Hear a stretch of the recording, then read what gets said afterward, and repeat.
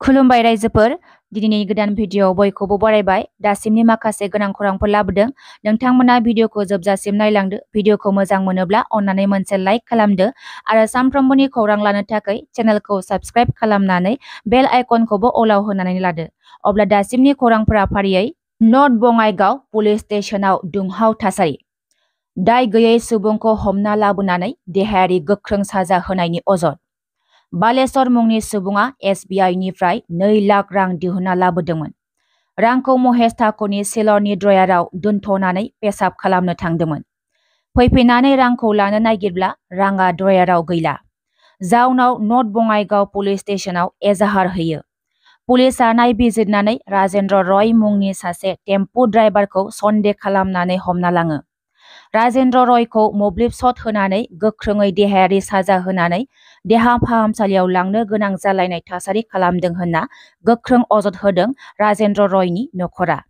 लोगोसे गामिनि रायजो राजाया पुलिस स्टेशनाव थांनानै दुंहाव थासारि सोमजिहोनायखौ नुनो मोन्दों। बिथांमोननि अजद जाय सिलरनि ड्रयाराव रांखौ दोनथ'दोंमोन बे सिलरनि बिगोमाखौ हमनायनि सोलाय दाय गैयै सासे टेम्पो सलायना जाग्रा सुबुंनि सायाव इनाय खालामनाय जादों होनना गोख्रोङै अजद दैखांदों नखरजों लोगोसे रायजो राजाया। मैया हलिनि समावनो मुगैथाव गाज्रि खामानि मावनानै हमजाबाय पुलिसजों। 10 बोसोरनि सासे हिन्जावसा गथ'खौ जिनाहारि खालामदों 65 बोसोर बैसोनि सुबुङा। मैया हलिनि समाव गथ'फोरा लोगोफोरजों हलि गेलेबाय थादोंमोन। गथ'नि बिमाया उपेन बरा मुंनि नखराव गाइखेर लायनो थिनहरदोंमोन। बिमानि थिननाय बादिनो गथ'आ लोगोफोरखौ लानानै गाइखेर लायनो थांदोंमोन उपेन बरानि नखराव। जेब्ला उपेन बरानि न' मोनहैयो 65 बोसोर बैसोनि उपेन बराया माखासे गथ'फोरखौ बाहेरायावनो थाहोनानै 10 बोसोर बैसोनि गथ'खौ न' सिङाव हाबनानै गाइखेरखौ लाना थांनो थिनो। बे समावनो खालामबाय जिनाहारि। गथ'आ न'आव थांनानै गाबबाय थाहैनायाव गथ'नि बिमाया सोंथाबबाय थानायाव गथ'आ खोन्थाना लादों आंनि सायाव गाज्रि खामानि मावबाय होनना। बे इनाय गाज्रि खामानि मावग्रा 65 बोसोर बैसोनि दुथां लंपट उपेन बराखौ पुलिसआ खाबाय। बे जाथाया बकाखात रजाबारियाव जादों। बिटिआर सरकारा गं 8 माइक सेट आरो गं 18 साइकेलफोरखौ राननानै होदों। मैया सान्तिपुर ब्लकआव EM रन्जित बसुमतारिया गं 8 माइक आरो गं 18 साइकेलफोरखौ राननानै होदों। बे अनसुंथाइखौ मोननो हानानै गोजोननाय फोरमायदों मुलाम्फा मोनगिरिफोरा। गुजरातआव गिख्रंथाव जाथाय स्कुटि सालायलांबाय थानाय सासे आइजोनि जिउ गोमाबाय आरो 4 सुबुङा गोब्राब जोखोम जादों। जाथायनि सायाव मोनथिनाय बादिब्ला सासे ल' स्टुडेन्ट 20 बोसोर बैसोनि राक्षित सरासिया मुंनि लाइमोना जौ फेनानै हमथाख'हायै गोख्रैथिजों गारि सालायनानै लामायाव जायखौनो मोनो बेखौनो सौख्रांलांदों। सासे स्कुटि सालायनानै थांबाय थानाय आइजोखौबो सौख्रांनानै जायगायावनो जिउ फोजोबदों। बेनि अनगायैबो लामायाव साइकेल सालायलांनाय थाबायलांनाय सुबुंफोरखौ सौख्रांना गालांदों।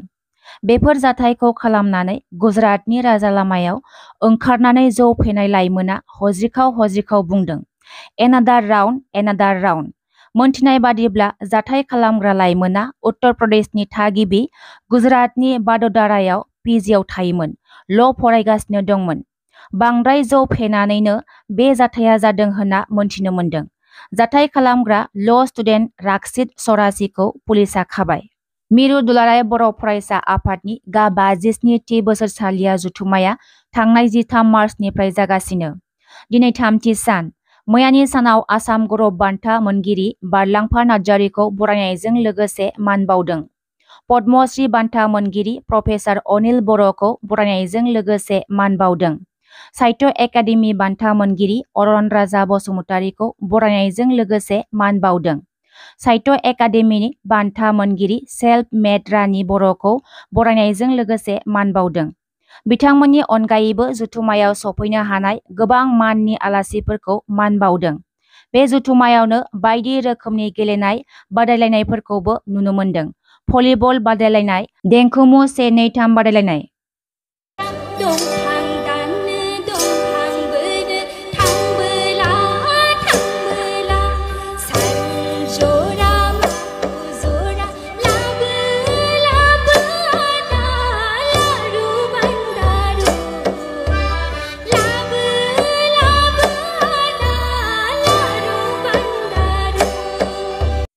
साम्फा बरगयारिया BPF नि अफिसनि हाखौ लाफिननाय बे बाथ्राया ससियेल मिडियायाव गोबां बायदिसिना गोसारनायखौ लानानै आरो BPF दोलोनि खौरांगिरि मेल होनायनि सायाव फिन UPPL दोलोआ गोख्रोङै फिनजाथाय होबावदों।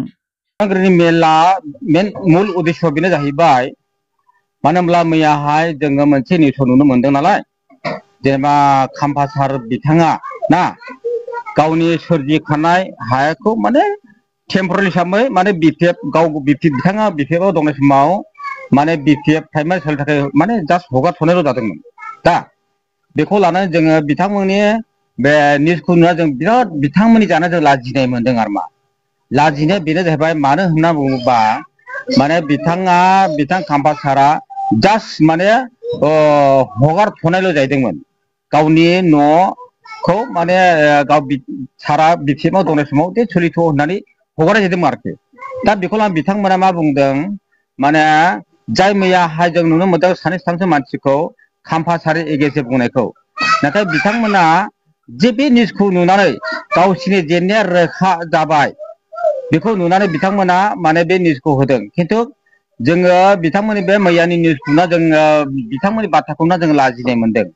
मानो होनना बुङोबा मालायनि धन सम्पतिखौ अराय सम मोननानै बा मालाय सोरजिखानाय सम्पतिखौ लानानै बिथांमोना बुंनानै जेबो माने गोनांथि गैया जों नुदों आरोखि।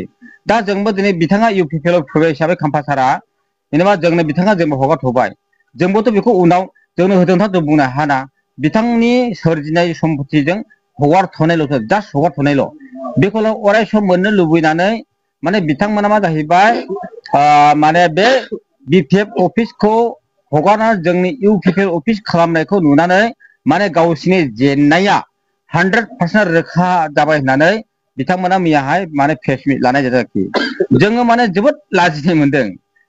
दा जोंबो बुंनाय नङाना देनां खाम्फा सार बिथाङा माने दा जोंनाव फैगासिनो गावनि माने बेखौ जोंनो हगारथ'बाय जाबाय UPPL अफिस खालामनो थाखाय बिथाङा उनाव माबा मोनसे खालामनो गोसो जायोबा बिथाङाथ' गावनि सोरजिनाय गावनि सम्पतिखौथ' लाफिनखागोन। दा दिनै मैयाहाय जों नुनो मोनदों फिसाफोरनो होनाय सम्पतिखौ बिथाङा सेना लाफिनबाय होननानै माने होनायनि प्रुफआ बहा दं जेनेबा खाम्फा सारा जेदा लिरनानै होबायब्ला बे अराय सम माने BPF नि जाबाय आं BPF नो हगारा जाबाय होनना जुदि लिरना होदोंब्ला बिथांमोना बुंनो हागौमोन थ' लिरनानै होनायथ' गैयाना जास्ट टेम्परारि हगारनायसो जोंनोबो दिनै बिथाङा टेम्परारि हगारदों जों बेखौ जोंथ' उनाव निउसाव होआना लासिंसिंनो मालायनि सोरजिनाय सम्पतिखौ जों मारै निउसाव होनो बे मोनसे खोथा बेखौ लानानै जों जोबोद लाजिनाय मोनदों। ओमफ्राय मोनसे जाहैबाय मानो हगारदों हगार दा हगार गावनि सम्पति गाव थासान्दियाव जेरावखिया जायनोखिया माने गाव टेम्परारिबो होनो हानाय गावहा मोन्थाय दङ ना बेखौ गुबुना बुंनो हानाय मोन्थाय गैया। गुबुना बेखौ बुंनो हानाय जेबो मोन्थाय गैया माने बेखौ जों नुना लाजिनाय मोनदों। ओमफ्राय जों नुबावदों जोंनि EM सारनि बिखय बुंनाय जादों 100% देरहागोन जों देरहाना खारथां जों मावगोन बे बिथांमोनखौ दिनै बे हाथिसाराव सिनाया रावबो सिनाया बिथांमोना मैया प्रेस मिटआव होदों बिसोर पलिटिक्सनि मानसिबो नङा बिथांमोनखौ रावबो गनाया रावबो सिनाया माने बिथांमोना लाजिनाय मोनदों जे जोंनि UPPL नि फ्लेगआ गोमो गुफुर गोथां समायना रमायना बुंफबबाय मैयानि दाखालि अफिस गोदानाव बेखौ लुना बिथांमोना माने जों जेनबाय होननानै जेननायनि मोखाङा बेनो मानो होनना बुङोब्ला बिथांमोननि मोखांफोरा गाबा मोखां खोमसि दरसिजों ना माने एगेन्स्ट माखौ बुंगोन माखौ बुङा बिसोरो फाग्ला जानानै खोमसि दरसि सौदावलाबायना बुंनायसो बे बिथांमोननि बुंनायखौ रावबो खोनासङा गनाया आरोखि हो आं बेखौ बुंनो सानदों जाहाथे बिनिखायनो मालायनि सम्पतिखौ दा लुबै दा हास्थाय जेबो दा खालाम बिथांनि एगेन्स्टआव बुंना लाब गैया आरो जोंनि मानाव गेदेर जोंनि दानि हाग्रा बिफाननि EM जोंनि रनजित सार बिथांनि सायावबो जों नुदों दासिमबो दुनियानो नुदों संसारा नुदों बिथांखौ बुंनायनि जेबो गोनांथि गैया हो गोनांथि गैया बेखौ माने जेनगोन देरहागोन बा बिथांखौ बुंदों जे बियो माने गाव जेननोबा जेननायखौ नुनानै माने फल्स बिथांमोना जोंनि पार्टिनि मोनसे नेता नामा बेयो दासिमबो जोंनो बुंनो रोङा जोंनि रनजित सार बिथाङा जोंनि 14 समसो गेलेगोन गेलेया जोंनो बुंनो रोङा हाइकमान्डआव रायलायनाय गैया बिथांमोना एगेन्स्ट माने गोदाव सोराव बुंलानाया बे माने लाजिथाव बिथांमोननि बुंनाय बाथ्रायाव बिथांमोनासो लाजिथाव आरोखि जोंथ' लाजिया जों लाजिया बिथांमोननि बुंनाय फंफ्रोमबो माने भेलु गैया मिनिं गैया जेबो गैया आरो बिथांमोनखौ बे दागगारियाव रावबो सिनाया बिथांमोना बुंना लानो हागौ मियानि गेजेराव जेननायखौ नुहर रोखाखौ गावसोरखौ नुनानै बुंनो